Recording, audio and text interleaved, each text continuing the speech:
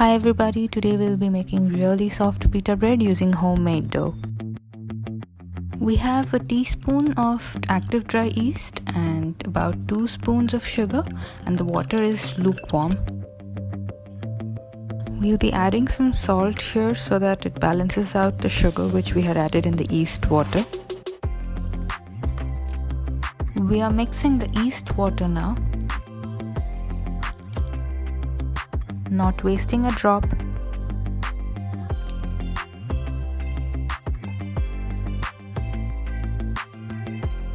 And now we knead.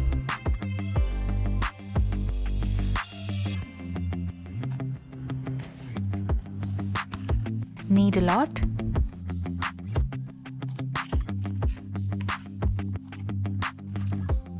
And keep on kneading till we have a nice soft dough.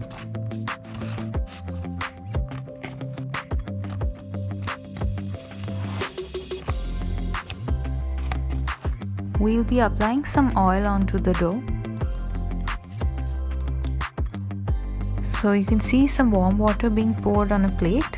The bowl which we have kneaded the dough in will be kept upon this, and we'll put this in the oven, not run the oven, just to keep it in a closed environment.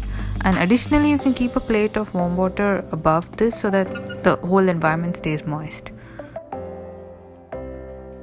Started the dough process late afternoon. You can see it's getting dark outside. After a while, when I checked on the dough, it had risen. You can see it in the video.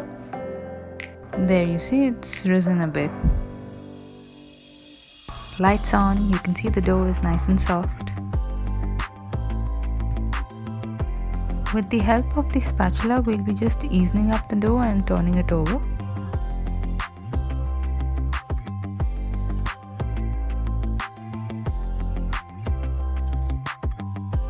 You can apply oil on your hands when you're doing this, and also the plate which you have kept inside, if the water has cooled down, you can replace the lukewarm water again. And keep the oven closed like before. After several minutes, you can check the dough would have risen very well.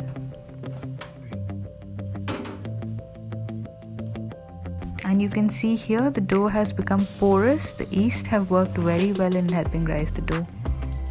As the dough rose, we had time in our hands, and we had already marinated some chicken pieces so that we could have it with our pita bread. The same was being grilled, as you can see. A well-risen dough will have a lot of air pockets within it thanks to the yeast, and that's going to stick a bit to the bowl where you have kept it in, but don't worry. Use a little bit of flour, use a little bit of oil, whichever is your preference, and it'll come off easily. Don't panic.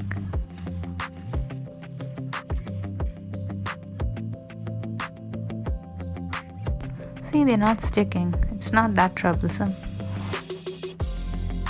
Little extra dough always comes handy. You'll see there'll be an extra dough ball, and we'll be using it to make something else. It's a surprise.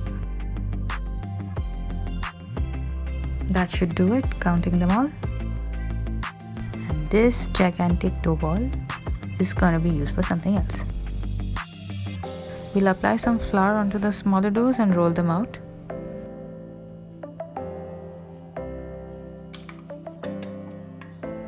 Some of us may have a little bit of dust phobia. The floor is dusty. Don't worry, this contact is for a very short while.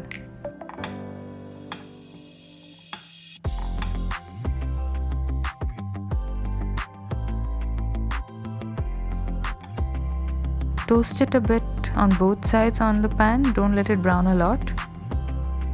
We'll be making this come in contact with fire after this. So while this is toasting lightly, you can prepare the next pita dough using the rolling pin.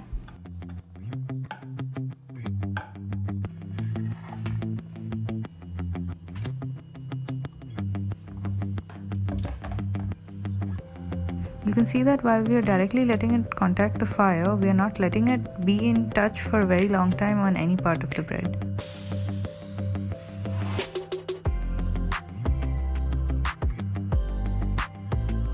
Flip it over and allow it to cook a bit on the other side also while making contact with the fire.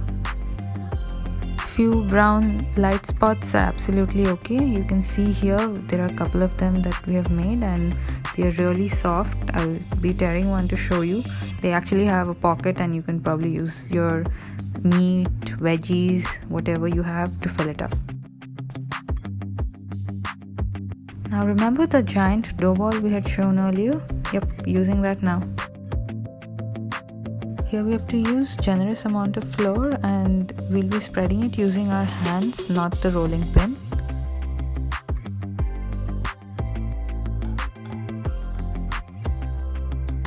We want it to be a bit shapeless and it'll work great as a naan bread or a pizza base.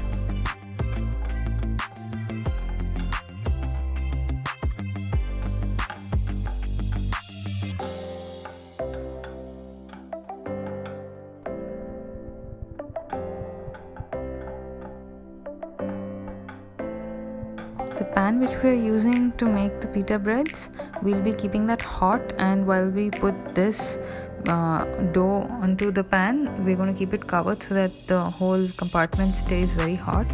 It'll blister up and then we'll be treating it onto the fire just the way we were doing the pita breads, but this will be for a longer time because we want it to char up in different areas.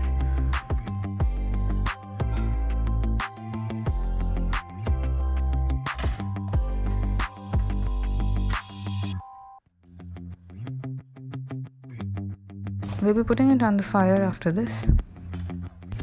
We want it to be nice and charred, similar to a traditional tandoor or a traditional oven.